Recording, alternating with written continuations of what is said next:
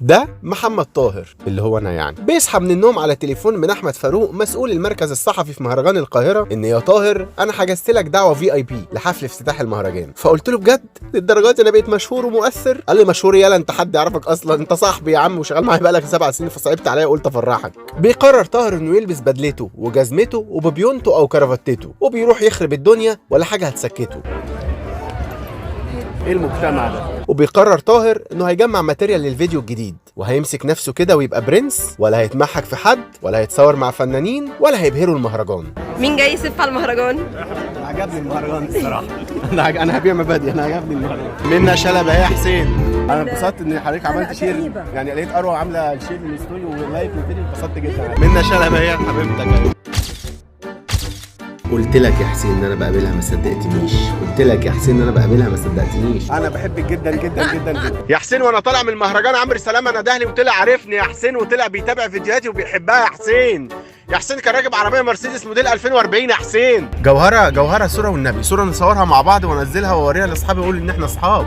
يا جوهره والنبي، يا جوهره والنبي. طبعا صوتي في الحته دي تركيب عشان انا عمري ما هعمل من الجوهره جوهره عشان وكده. نروح نبص بقى على المهرجان. بيبتدي المهرجان وبتقول سالي شاهين: لا اريد ان اصنع افلاما جميله، اريد ان اصنع افلاما مفيده. روبرت روسيليني. وبتقول نهى عبد العزيز ان السينما الكيته هي التي نستطيع تصديقها. عباس كورستامي. الدنيا زي المرجيحه، مره شيري ومره بسنت ومره حلا شيحه. معز دايما موجود. اللي هيجي على المهرجان انا علقه من قفاه زي الخرفان. رمضان شنخر. الحب دح دح والهجر كخ كخ حسن حبريشه. بيبتدي الفنانات والفنانين الكبار منهم والصغيرين في الخطى على ريد كاربت مهرجان القاهره السينمائي في دورته رقم 42. وبتروح نهى للفنانه الهام شاهين وتقول لها وحشانه جدا وسعيده ان انا معاك. فالهام قالت لها ميرسي يا روحي، والله ميرسي يا حبيبه قلبي. الهام شاهين انت عامله 100 فيلم في تاريخ السينما المصريه، انت متخيله؟ فالهام قالت لها ميرسي يا روحي، والله ميرسي يا حبيبه قلبي. توقعاتك ايه لفيلمك الجديد حظر تجول مع المخرج امير رمسيس؟ فالهام قالت لها ميرسي يا روحي، والله ميرسي يا حبيبه قلبي. الهام قولي لنا ايه اكتر الافلام اللي بتحبيها في مسيرتك السينمائيه؟ فقالت لها فيلم سوق المتعه، استمتعت بيه قوي وانا بعمله. فنهى قالت لها ميرسي يا روحي، والله ميرسي يا حبيبه قلبي. يا رانيا يوسف فين؟ نرمين الفقي جت يلا. وبتستضيفها سالي وتسالها ايه الجمال ده يا نرمين؟ معقوله القمر دي بتحافظي على حلاوتك ازاي بقى؟ فنرمين قالت لها اوه ميرسي، حلاوتي انا بحافظ عليها في الثلاجه. وبتقدم نهى النجمتين الشقيقتين ميس حمدان وميس ليم اللي جايين يدوروا على اي شغلانه كده من المهرجان. وبتقول ميس انا فخوره قوي، انا بروح المهرجانات في كل حته في العالم بس ببقى فخوره قوي وانا هنا. مهرجان اللي انت رحتيه ما حدش عارف هنا اساسا، لو رحنا سوا ده اسمه تنجيد.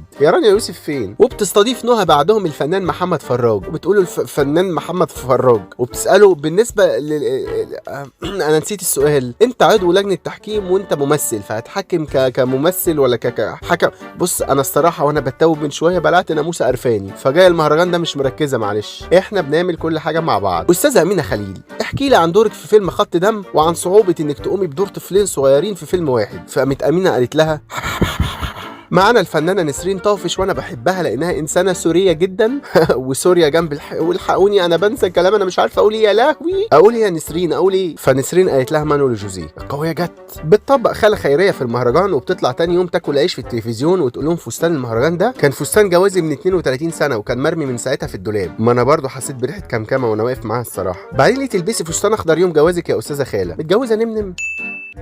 الفنانه منى زكي هو اللي وراكي ده راجل ولا ست؟ الفنان خالد سليم انا سعيده انك موجود انا اسعد ان انا شايفك ميرسي بحب الكلام ده قوي مين دي؟ هي رانيا يوسف فين؟ وبيتكلم مراسل اخبار اليوم مع تامر حبيب وبيقول له عقبال ما نشوفك في مهرجان كان. قال لهم لا مهرجان كان ده مهرجان مذكر، خلينا في مهرجان الجونه، مهرجان القاهره، مهرجان عزه، اي حاجه مؤنثه بتبقى حلوه وطعمه كده. وبعد عده لقاءات واستضافات وحوارات واعترافات بتختم نهى مع الشرنوبي وبتقول كيسه الهرم الذهبي التقديريه لانجاز العمر اللي بيتم منحها ايه بقى؟ هي رانيا يوسف يا نهار ازرق، ده البقاء للاقوى فعلا. بيقرر منظمي المهرجان انهم يبداوا حفل الافتتاح باخف دم في مصر الاستاذ عبد الباقي، وبينضم ليه الفنان حسني اللي بيقول له كنت بتخانق بقى مع الفضائيات مع الفنان السقا اللي بيقولوا له انه لو الكورونا طولت السقا ممكن يفتح مطعم وياكلنا كلنا ببلاش. فحسني بيقول له الدليفري هيبقى بالحصان سلام. بتطلع معها الصغير تقدم المهرجان فالسقا بيسقف لها وبتطلع منى زكي تتكرم في حلمي بيسقف بسقف لها، وبتطلع منى شلبي فانا بسقف لها. حسين والله العظيم قدامها هي زي ما بتطلع في التلفزيون يا حسين. دول بقى اخواتنا المراسلين الروشين الجامدين، ما عدا ده الكرييتيف قوي الطعمين، ما عدا ده اللي دراستهم كلها اتمحورت عن هل الفنانين هيجوا المهرجان قلعين ولا لابسين، ما عدا ده. هاي بشرى، هاي ليلى، هاي هيلة. ممكن نسالكم الريد كاربت لونها احمر ليه؟ ممكن تقلد لنا دور واحد فقير جربان ومره واحده بقى بيه؟ ممكن توطي تسال النمله ماشيه بتتميز كده ليه؟ ان هذا المهرجان هو من اعظم مهرجانات العالم ان لم يكن اعظمها على الاطلاق.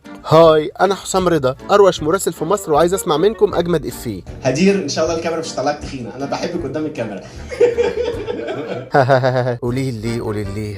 ودول بقى بتوع جوسبس حبايب قلبي، الكرياتيفيتي كما يجب ان تكون. ممكن تكلمونا عن الاوتفيت؟ احساسك ايه لو صحيت في يوم ولقيت نفسك ست؟ بتجيب هدومك من التوكيل ولا من الاوتلت؟ ايه ده انا طلعت في جوسبس، او شيت. الفنانه ياسمين صبري، ممكن تكلمينا عن المهرجان السنه دي؟ والله